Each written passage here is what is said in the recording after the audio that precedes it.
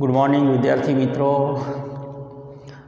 Once again, we are going to learn another function describing action. Action એટલે ક્રિયા. ક્રિયા સૂચવતું, ક્રિયા દર્શાવતું અહીંયા ફંક્શન આપણે જોઈશું. તો આ ફંક્શન પેસિવ વોઇસમાં વાપરવામાં આવે છે.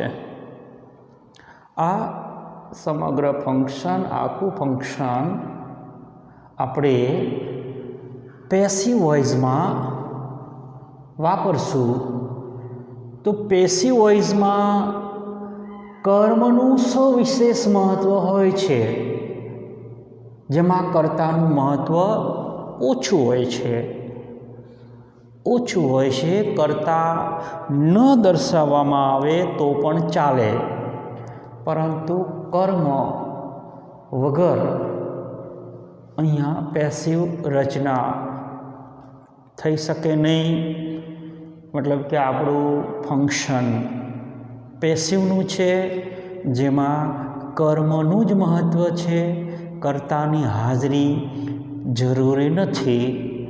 જો હોય તો એને આપણે છેલ્લે બાય વડે જોડીશું. અહીંયા આપણે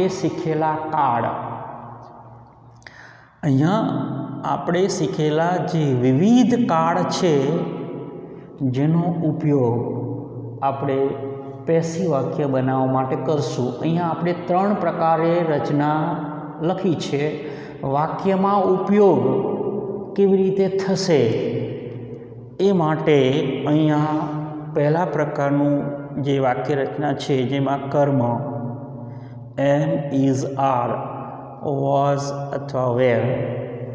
તમે કર્મ પછી તરત જ ટુ બીના ઉપયોગ કરી શકો છો. તરત જ એટલે કર્મ પછી એમ, ઇઝ, આર વર્તમાન કાળ, વોઝ, વેર ભૂતકાળ, અને ત્યાર પછી પાસ્ટ પાર્ટિસિપલ જેને ટૂંકમાં આપણે પીપી કહીએ છીએ. તો પાસ્ટ પાર્ટિસિપલ એટલે કે ભૂતકૃદંત ત્યાર પછી મુકાય છે. એમ, ઇઝ, આર અથવા was, were plus PP plus by plus કર્તા. બાય વડે કર્તા એ વાક્યને અંતે ફરજિયાત નથી. આપણે કોઈ નિશ્ચિત કર્તા સૂચવવો છે તો છેલ્લે બાય વડે કર્તા આપણે મૂકી શકીએ. ન મૂકવો હોય તો પણ ચાલે. Fruits are sold here. Fruits are sold here. અહીં ફળો વેચવામાં આવે છે.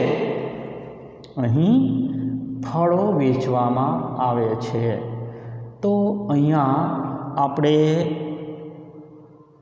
માત્ર કર્મનો ઉપયોગ કર્યો છે. ધ ફ્રૂટ્સ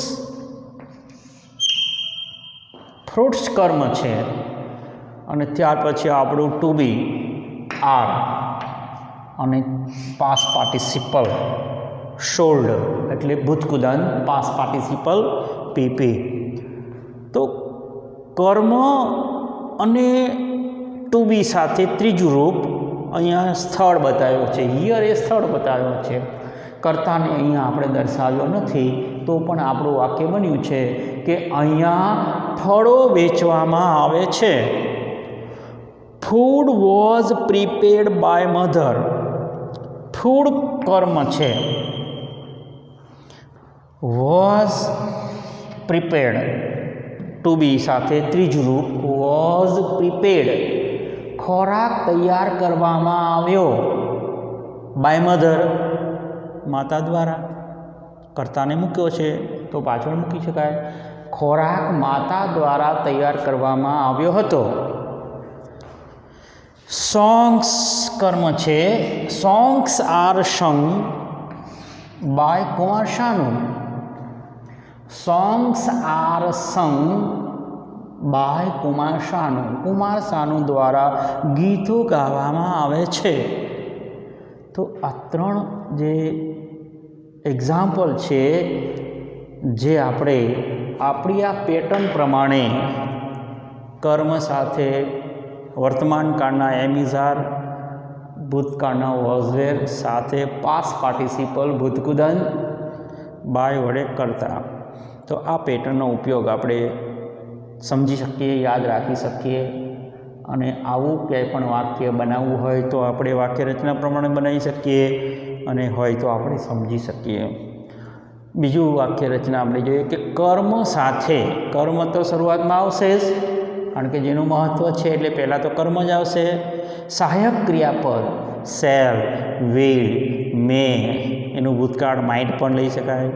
કેન ભૂતકાળ કુડ પણ આવે. શુડ, વુડ, મસ્ટ જે પણ કાંઈ સહાયક ક્રિયાપદ છે તે કોઈ પણ સહાયક ક્રિયાપદ અહીંયા આપણે લઈશું. એની સાથે બી આવશે, બી. અને ત્યાર પછી પાસ્ટ પાર્ટિસિપલ. ત્યાર પછી આવશે આપણું ભૂતકૃદંત અને બાય વડે કરતા જરૂર લાગે તો વાપરો. The match will be won by India. ભારત દ્વારા મેચ જીતવામાં આવશે.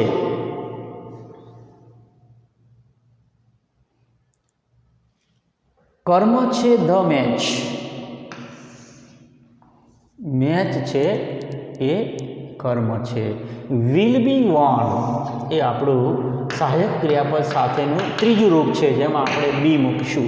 વિલ બી ફરજિયાત મૂકવું પડશે અને કરતા બાય વડે. Trees should not be cut by us. Trees કર્મ છે. Trees should not be cut, should not be cut by us. આપણા દ્વારા વૃક્ષો કપાવા જોઈએ નહીં. ટીચર્સ, અહીંયા ટીચર્સ કર્મને સ્થાને મૂક્યું છે. એવો teachers must be respected by us. આપણા દ્વારા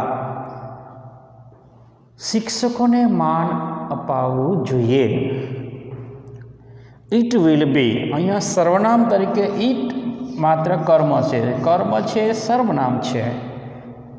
સર્વનામ કર્મના સ્થાને નામને સર્વનામ હોય એમ સર્વનામ ઇટ કર્મ છે. It will be repaired in an hour. Will be repaired એક ક્રિયાપદ છે, કર્તાને સ્થાન નથી આપ્યું અહીંયા. It will be repaired in an hour. તે 1 કલાકમાં સમૂહ થઈ જશે, સરખું થઈ જશે. તો અહીંયા આપણે બીજી પેટર્ન મુજબના વાક્યો અહીંયા જોયા, જેમાં કર્તા સાથે સહાયક ક્રિયાપદ, જેને આપણે મોડેલ કહીએ છીએ, model verb, model helping verb, પછી બી અને ત્રીજું રૂપ. ત્રીજા પ્રકારની છે રચના, એમાં કર્મ સાથે હેવ, હેઝ અથવા had plus been, past participle plus by વડે કરતા. તો અહીંયા આપણે જે આ રચના છે જેમાં પૂર્ણકાળનો ઉપયોગ કર્યો છે. હેવ, હેઝ અને હેડ. કરતા સાથે આપણે હેવ, હેઝ, હેડ પ્લસ બીન વાપર્યું છે અને ત્યાર પછી પાસ્ટ પાર્ટિસિપલ. તો આ ક્રિયાપદ તરીકે આપણે આખું લઈ શકીએ. કરતા હોય તો બાય વડે મૂકીશું. જેમ કે English has been taught us by mister Chauhan. શ્રીમાન ચૌહાણ દ્વારા અમને અંગ્રેજી શીખવવામાં આવ્યું છે. તો અહીંયા ઇંગ્લિશ એ કર્મ છે. ઇંગ્લિશ કર્મ છે. હેઝ બીન ટોટ, હેઝ બીન ટોટ એ આપણું ક્રિયાપદ બને છે. English has been taught us by mister Chauhan. The wind has, અહીંયા કર્મ છે the wind. The wind has not been seen by any of us at. The wind has not been seen by any of us at the wind કર્મ છે, has સાથે not been scene ક્રિયાપદ છે અને કર્તા છે બાય એની ઓફ અસ, એ કર્તા છે. આપણામાંથી કોઈ દ્વારા હજી સુધી પવનને જોવામાં આવ્યો નથી. Has panipuri not been tasted by you still, શું હજી સુધી તમારા દ્વારા પાણીપુરી ચાખવામાં આવી નથી? હિયર પાણીપુરી એ કર્મ છે. બીન સાથે ત્રીજું રૂપ અને હેઝ જે આપણું ક્રિયાપદ બને છે કરતા આપ્યો છે બાય યુ. તો આ રીતે આપણું જે ફંક્શન છે ડિસ્ક્રાઇબિંગ એક્શન. ડિસ્ક્રાઇબિંગ એક્શન એટલે કે જે ક્રિયા થાય છે એ ક્રિયાનું વર્ણન. તો આ આપણું ફંક્શન ડિસ્ક્રાઇબિંગ ફંક્શન સંપૂર્ણ રીતે એ પેસિવ રચનાને આધારે બને છે.